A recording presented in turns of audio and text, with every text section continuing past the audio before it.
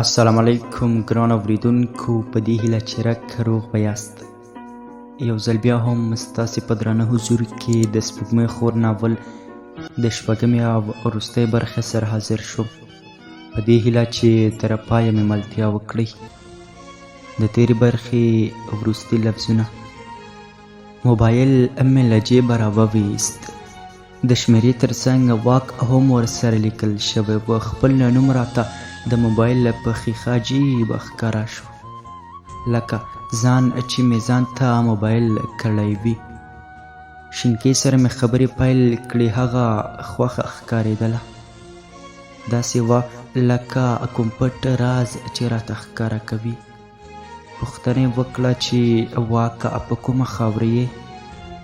نوې برخه: د امام قطبه زیارت مې ورته وښود چې دلته یم. شینکۍ بیا وویل چې زیارت کې څه کوې؟ له خولې مې ورته دا کرښه ووتله: دا ښار د لیونو دی او د ښار د مینانو. شینکۍ ته د خبرو ښه موقع په لاس ورغله. ډول ډول پوښتنې یې کولې، داسې ښکارېدل لکه زما په مینه چې خبره شوې وي. دا یې غوښتل چې یو څه د خپلې مینې ورته ووایم. راته یې کړه چې مین شوی یې؟ بې له دې چې په پوښتنې یې غور وکړم، د کیدای شي لفظ مې ورته ورمخته کړ. شینکۍ ته مې کړه چې واک پخوا داسې نه و، داسې د ارمان په تناره نه و سوځېدلی او نه داسې تور ایشلی و. دا 2 کاله شو چې واک د خوښیو بازار ړنګ دی. د ښار په جم او جوش کې سیلابونه راسر شوي. شینکۍ په کلاس خندا وکړه، ویل یې واکه څومره فلسفه دې راته وغږوله. د خبرو خیالات دې بیخي بل څه غږوي، لکه چې زیارت کې دې د ځان لپاره ډېرې دعاوې وکړې. واکه هغه به نو څوک وي چې ستا د خوښیو بازار یې ړنګ کړی؟ ما ته خو یې وښیه، بل دا چې مینه دومره درد لري. د مینې درد مې ورته په الفاظو کې نشوی تشریح کولی. ټول وجود مې په لړزان راغلی و، حواسو مې شینکۍ ته مینه مینه نارې وهلې. منطق مې ورته په خوله لاس کېښوده، یاد راته له لرې لاس وښوراوه. هر څومره چې به مې هڅه وکړه خپلې خبرې را لنډې کړم، خو د شینکۍ خوږو خبرو به مې د وصل تنابونه نور هم کش کړل. شینکۍ ته مې کړه چې سبا ته له نږدې خبرې کوو. اوس لږه بوختیا راته پیدا شوه.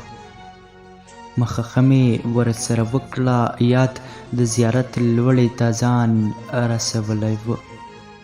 په ستړي زړه مې د یاد څنګ ته ځان ورسوه.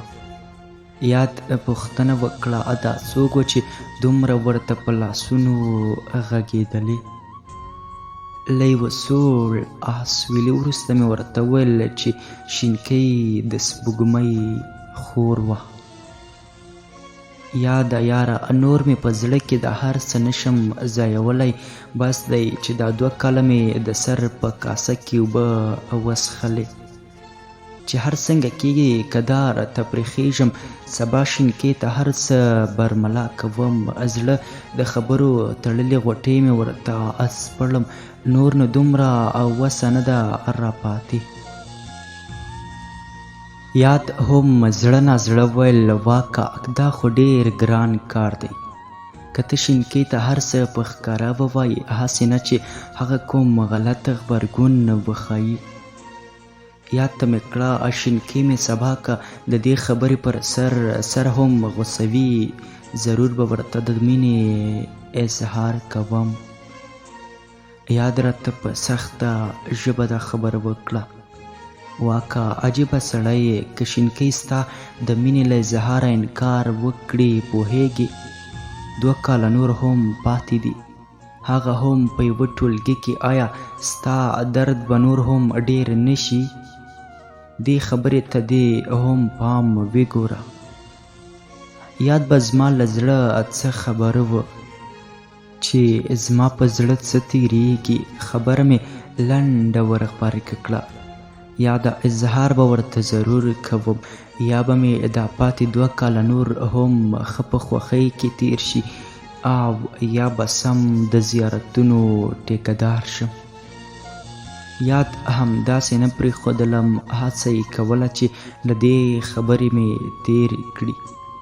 ویل یې که شینکۍ ستا خبره رد کړي، نه به دې دا پاخه الهامونه وي، نه به دې دا تمه.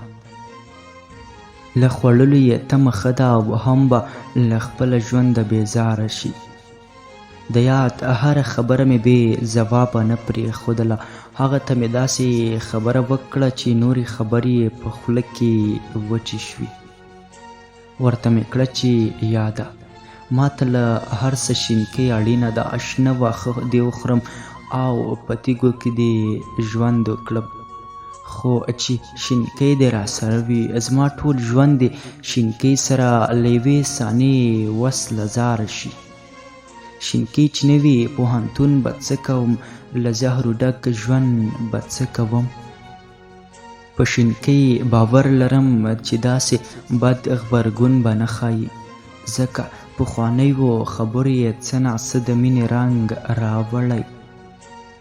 له زیارت څخه د ښار پر لور راغلو، د شینکۍ مینې دې حد ته راوستی وم چې عقل، پوهه، منطق، استدلال او هر څه مې له لاسه ورکړي وه. نړۍ راباندې دومره وړه شوې وه چې قدم به مې اخیسته وېرېدلم، هسې نه چې له جهانه ولوېږم. ماسپښین وه، یوه هوټل ته ور دننه شو. د یاد به چپلي کباب ډېر خوښېده. ډېری وخت به چې هغه راسره وه، د یاد خوښه به زما خوښه وه. نن مې نه په ځمکه ځای و او نه مې وزرې درلودلې چې الوتنه مې پرې کړی وای. بیخي ګډ وډ وم، خیالات مې په توره خونه کې راګیر وه. د زړه رباب مې تارونه شکولي وه. یاد ته مې وویل نور نو زو، ټوله ځمکه مې له پښو لاندې سره سکروټه ګرځېدلې ده. هله نو پاسه. د خپل کور پر لور روان شو. سترګې مې سپرغۍ سپرغۍ کېدلې. کور ته په راتګ نه وم پوه شوی. ټوله شپه له منطق، پوهې او استدلال سره مې په جنګ وم. په ګریوان کې مې وروغه تڼۍ نه وه پاتې. سهار د یو بایللي جوارګر په څېر له خوبه پاڅېدلم. په دې خیال کې وم چې څنګه به شینکۍ سره مخ شم او څنګه به دا خبره ورته له خولې باسم. خیال کې مې 2 ډکې ویالې مخ ته راتللې، یوه د زهرو، بله د شاتو. د شینکۍ په هوکړې به مې د شاتو ویاله په برخه کېږي او په انکار به یې د زهرو. زړه مې د دنیا له خوړو موړ و. پرته سهار د چای له خوړلو د پوهنتون پر لور روان شوم. زړه کې مې زیاتې ډوبکۍ وهلې، ځکه له هغې پیښې سره مخ کېدلم چې د شینکۍ له انکار سره به مې ژوند ته لوی ګواښ وي او ژوند به راته د زهرو غړپ شي. ټولګي ته ور دننه شوم. یوازې د ګوتو په شمېر ټولګیوال ناست و. ښوونکی لا ټولګي ته نه و راغلی. د زړه بازار مې ړنګ و.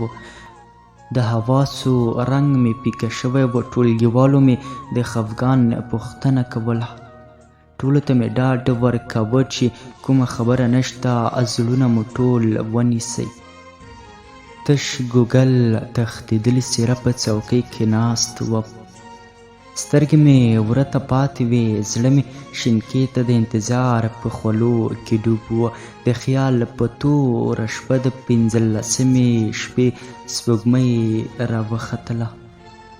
غبرګو شنو څراغونو یې زما بې روحه وجود ته د خوښۍ سپرغۍ شیندلې. شینکۍ راغله، په یوه څوکۍ کې کېناستله. نظر مې د خیال په لاره د شینکۍ ښایست کې ډوب و. د څېړنې ښوونکی راغی، 2 ساعته مو درس وویل، د سیمینار په اړه هم خبرې وکړې او له ټولګي ووت. یو ټولګیوال مو هم پسې ووتل. زما لپاره یوه ښه موقع په لاس راغله چې شینکۍ سره له نږدې خبرې وکړم. شینکۍ او پاتو په خوراک بوختې وې. له خپلې څوکۍ پاڅېدلم، د شینکۍ پر لور مې مړاوې قدمونه واخیستل. شینکۍ ته مې کړه، که وخت لرې غواړم یو څو خبرې درسره شریکې کړم. شینکۍ راته کړه چې سمه ده، وخت خو لرم، ستا لپاره به د خوراک هم بس کړم. پاتو ته مې وویل چې بخښنه غواړم، موږ یوازې پرېږده او ته د ټولګي بل سر ته ولاړه شه. شینکۍ او پاتو زما د دې خبرې په اورېدو سره حیرانې شوې او یوې بلې ته یې کتل او بلا خبرې په زړونو کې تېرېدلې چې واک به څه خبرې په زړه کې لري. څوکۍ مې شینکۍ ته نږدې کړه، زړه مې سینه کې دومره په دربار و چې آن ټول وجود مې ورسره لړزېده. شینکۍ راته په خندا شوه، ویلې واکه زما په خیال چې هغه پرونۍ خبره راته کوي. زما خو بیخي له یاده وتلې وه. یو څو لاسویلی مې له خولې ووت. د ټولګي 4 دیوالونو راته په شرنګېدلي رباب نرۍ ګوتې خښې کړي. وی او خوا او شوا څوکیو راته له خوښیو چکچکې وهلې، ستوني کې مې وچو نفسونو منډې وهلې. شینکۍ ته مې کړه چې نن درته هغه خبره کوم چې کیدای شي ستا لپاره ډېره ښه یا ډېره بده وي. زه او ته هغه حد ته رسېدلي یو چې ځینې خبرې راته ډېرې عادي دي. هغه نالوستي او د پیکه خیال له څښتنان نه یو. ښي او چپ لاس ښه پېژندلی شو. خبره درته په یوه شرط کوم چې خفه کېږې به نه او نه به مې ژوند ته د اور لمبو ته نیسې. شینکۍ خپلې سترګې زما په سترګو کې حیرانوونکې خښې کړې وې او په سوځېدلي نفس یې راته وویل، نه خفه کېږم. راته یې ووایه دا څنګه خبره ده چې ته ورته په تلوسه کې یې. د شینکۍ شوخو او شنو سترګو ته مې وکتل. د زړه خبره مې ورته له خولې داسې ووتله چې شینکۍ مینه در سره لرم. څه خیاله په هوښ یې؟ شینکۍ ته مې پورته وکتل. د شینکۍ په څېره کې د عاجزۍ او بېوسۍ نښې ښکاره شوې. بیا یې راته وویل، خیاله دا ستا له خولې څه اورم. د شینکۍ ژېړې څېرې ته ځیر شوم. په دې ورځو کې لکه نارنج زیړه شوې وه او له سترګو یې هم تورې حلقې تاوې شوې وې. له خولې مې لکه د اور سوړ اسویلی وویست. شینکۍ ته مې وویل، هو په هوښ یم، خو ستا ګلابي څېرې او نازک خیال ښایست بې هوښه کړی یم. ژوند مې یوازې د ستا د نه شتون پورې نښلولی دی.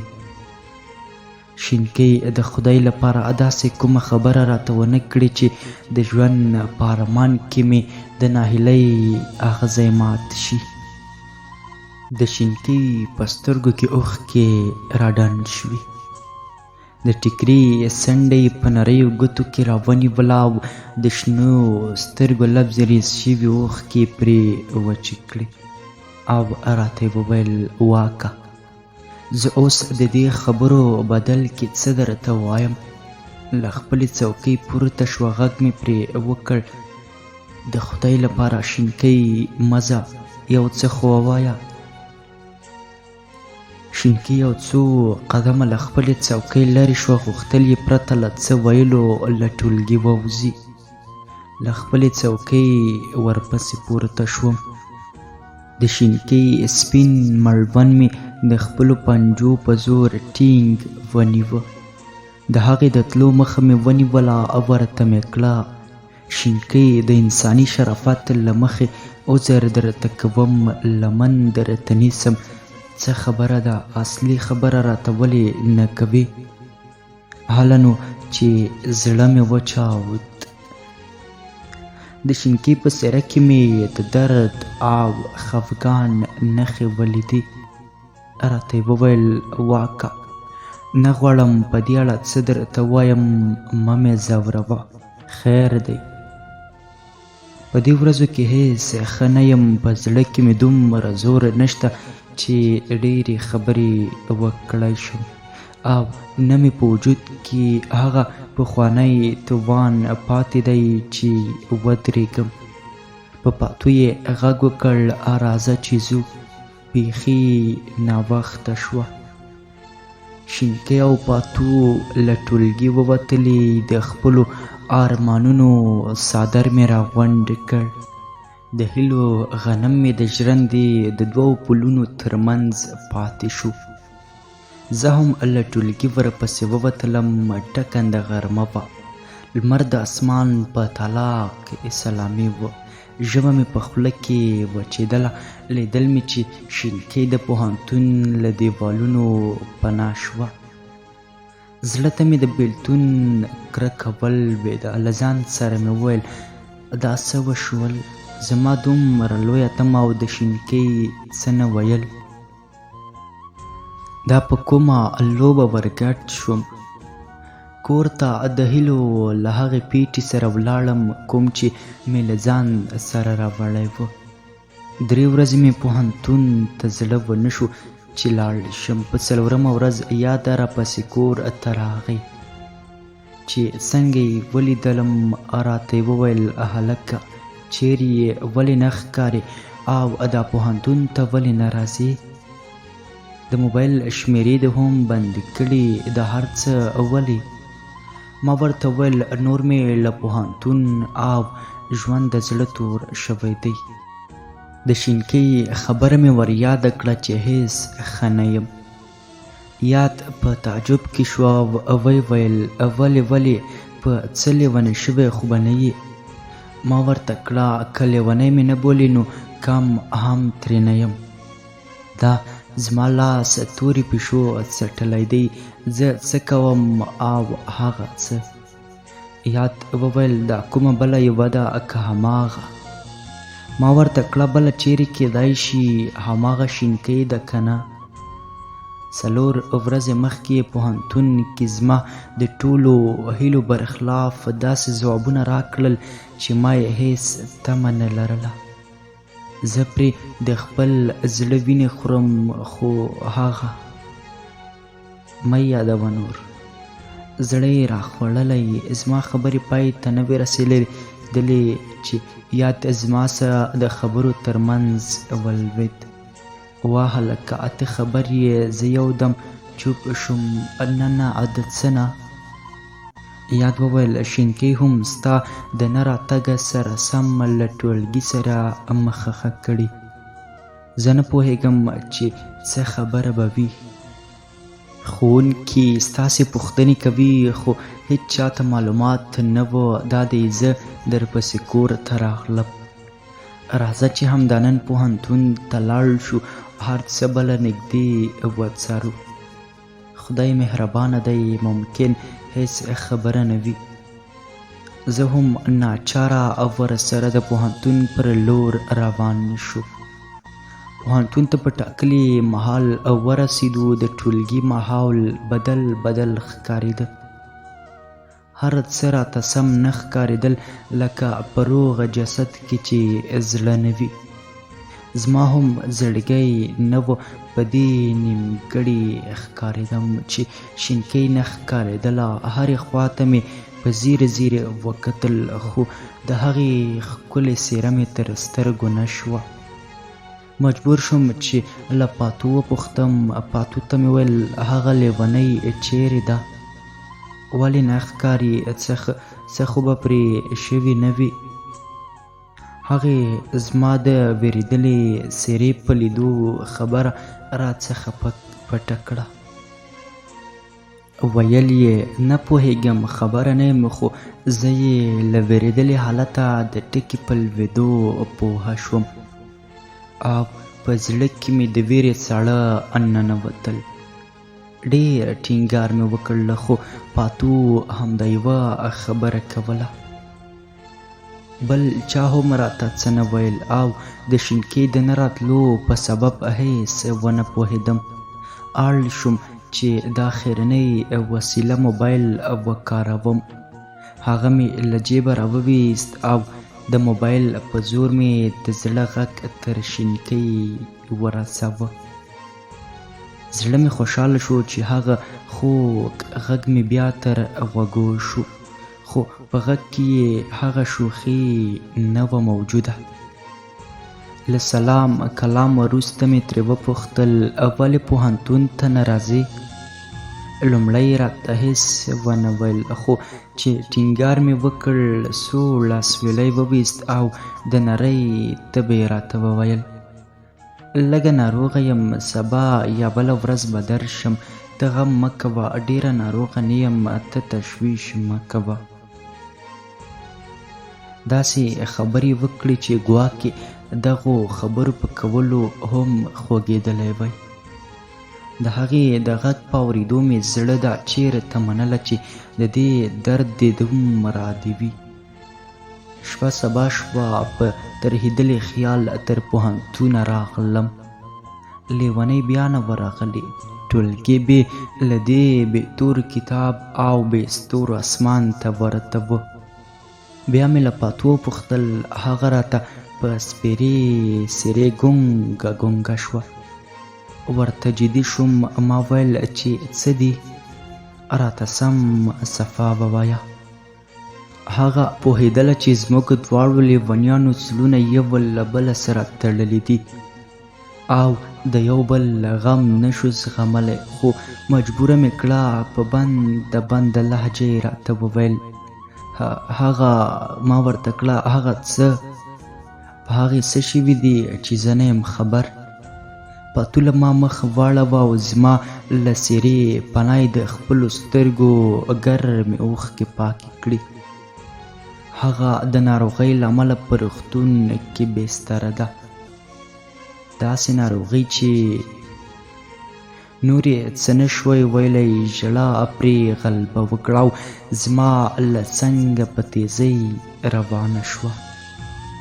زه ډېر وارخطا شوم. د روغتون پته مې ترې واخیسته او هم هغه روغتون ته ورغلم چې لیونۍ پکې د درد شیبې تېرولې.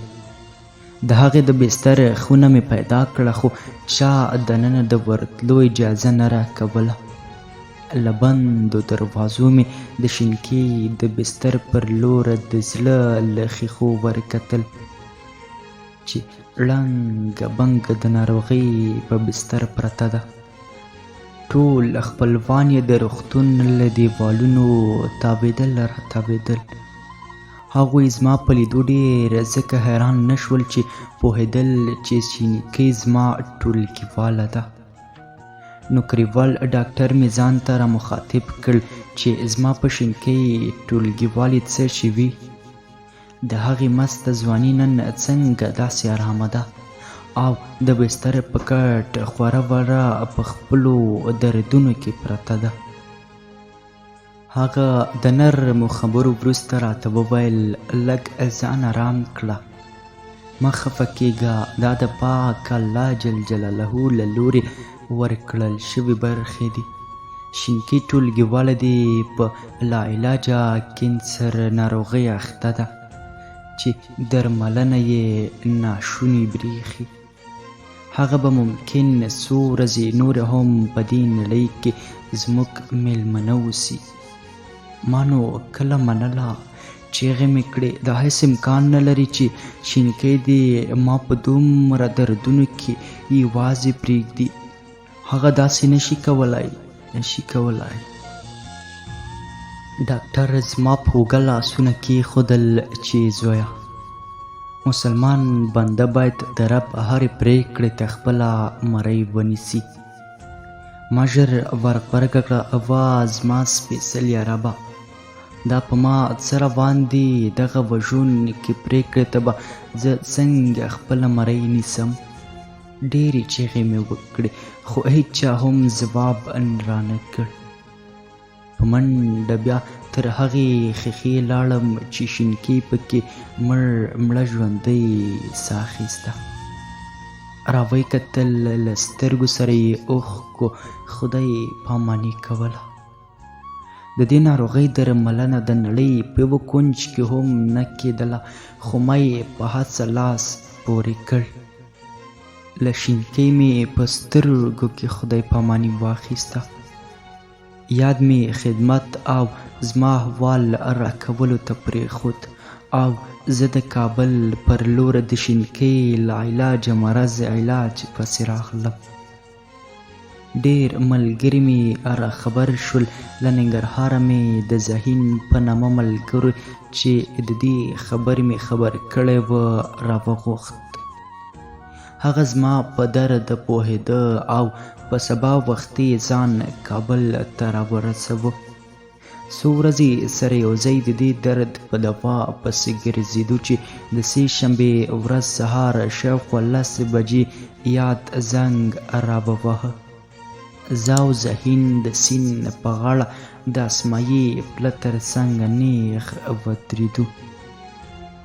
ذهین پوښتنه وکړه: د چا زنګ دی؟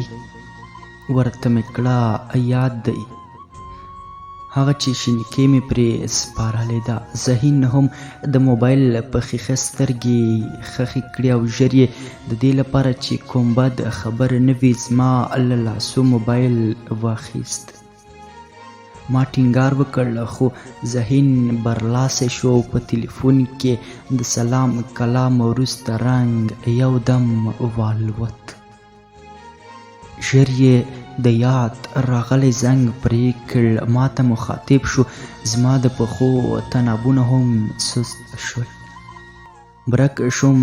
ذهین مې له لاسو ونیو. په جدي لهجه مې ترې وپوښتل: څه یې ویل؟ څه خبره وه؟ ذهین لکه چې زما په خوا کې نه وي، هېڅ یې زما پوښتنو ته پام نه و او د سیند د غاړې په کټارو یې تکیه وکړه. سترګې ډنډ شوې. د ذهین حالت په لیدو مې په زړه وخوړه، خو د عقل په پرېکړې مې زړه هېڅ باور نه کاوه. ذهین مې رانیغ کړه او د څو ځله تکرار او غوښتنو وروسته یې غېږه راکړه او راته یې داسې وویل: زما واکه اشنا، هغه روح چې خدای د شینکۍ جسد تا امانت سپارلی و نن یې ترې واخیست. بې واکه مې د زړه په وران کابل د درد بمونو چاودنه وکړه. د دنیا له امیده مې د هیلو ټغر په ټولېدو ذهین له لاسو ونیولم او راته یې کړه: واکه د شینکۍ روح دې ښاد وي. مینه یوازې د یو ځایتوب نوم نه دی، د مینې دوهم نوم قرباني ده چې نن تا او شینکۍ دواړو د دغې قربانۍ مالګه وڅښله. دا به د رب پرېکړه او ته باید د پاک رب پرېکړو ته لبیک ووایې. ذهین راته څو دانې ښکاره کېده. پیاده قدم وهل مې نور له توانه بهر و. ذهین له لاسو ونیولم او سینمای پامیر له چوکۍ تر مرکزي چوکه موټر درباس کړ. موټر ته پورته شو. ما غوښتل چې خپل ځان او خپلې اوښکې په خپل کابو کې وساتم، خو په موټر کې لګېدلې دې سندرې چې ولې نفرت کوې له مانه، څه شوله هغه مینه ستا، هغه وعدې د څه شوې، هغه قسمونه څه شول. مینه کوه هغه سره چې کوي مینه تا سره.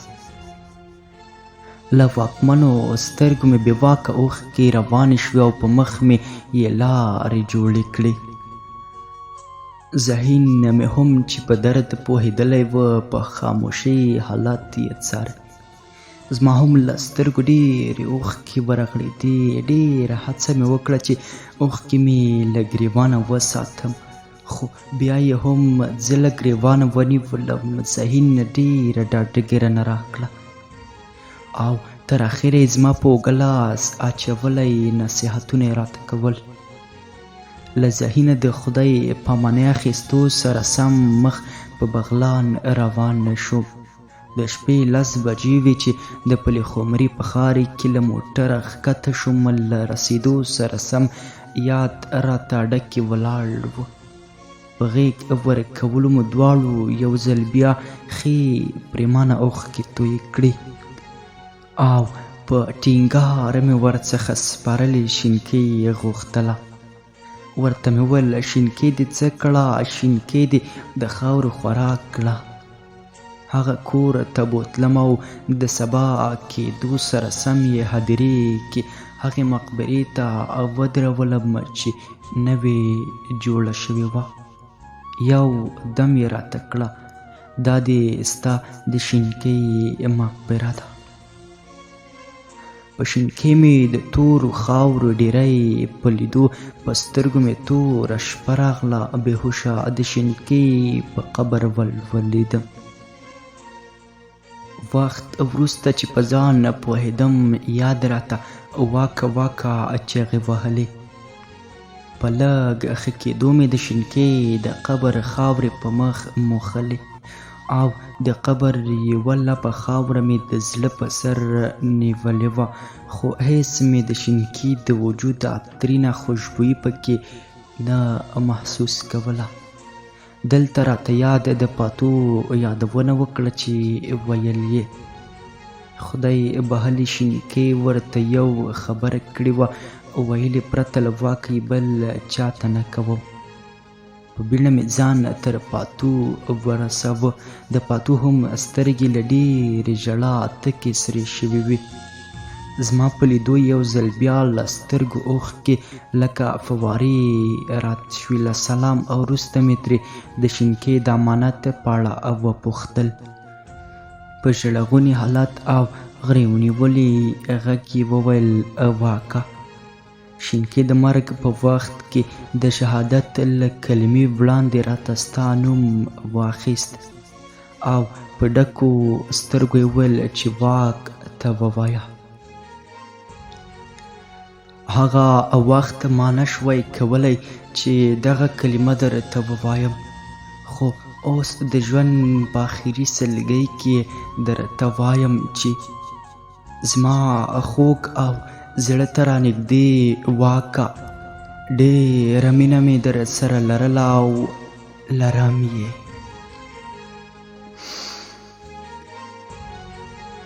ګرانو اورېدونکو دا به د سپوږمۍ خور ناول پای. تر راتلونکي او نوي ناول تاسې په پاک او مهربان رب سپارم.